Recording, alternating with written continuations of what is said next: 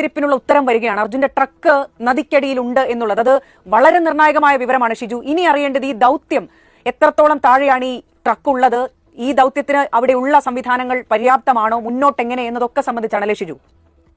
വളരെ വളരെ വളരെ വലിയ പ്രതീക്ഷ നൽകുന്നു. അതെല്ലാവരും സമ്മതിക്കുകയാണ്. ഇപ്പോൾ നമ്മളെല്ലാം കഴിഞ്ഞ ദിവസങ്ങളിലെല്ലാം കാത്തിരുന്നതാണ് ഈ ട്രക്കിന്റെ സാന്നിധ്യം പുഴയിൽ, അതായത് കരയിൽ ആദ്യഘട്ടത്തിൽ തെരച്ചിൽ നടത്തി.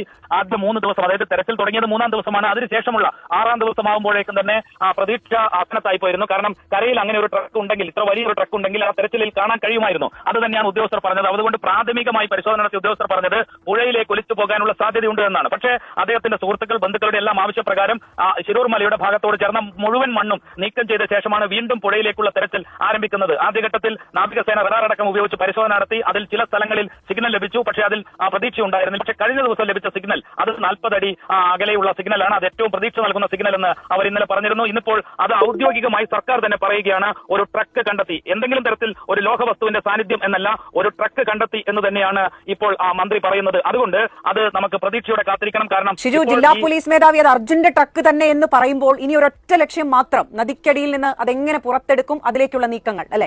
തീർച്ചയായും നമ്മളെല്ലാം കാത്തിരിക്കുന്നതാണ്. എന്തായാലും വലിയ ദിവസങ്ങളോളം കാത്തിരിക്കുന്നത് ഏതെങ്കിലും തരത്തിൽ അർജുൻ എന്ന നമ്മൾ കാത്തിരിക്കുന്ന മലയാളിയുടെ ആ ട്രക്ക് കണ്ടെത്തണം എന്നുള്ളതായിരുന്നു. കഴിഞ്ഞ ദിവസം ഒരുപാട് നേരം ഈ പരിശോധന നടത്തി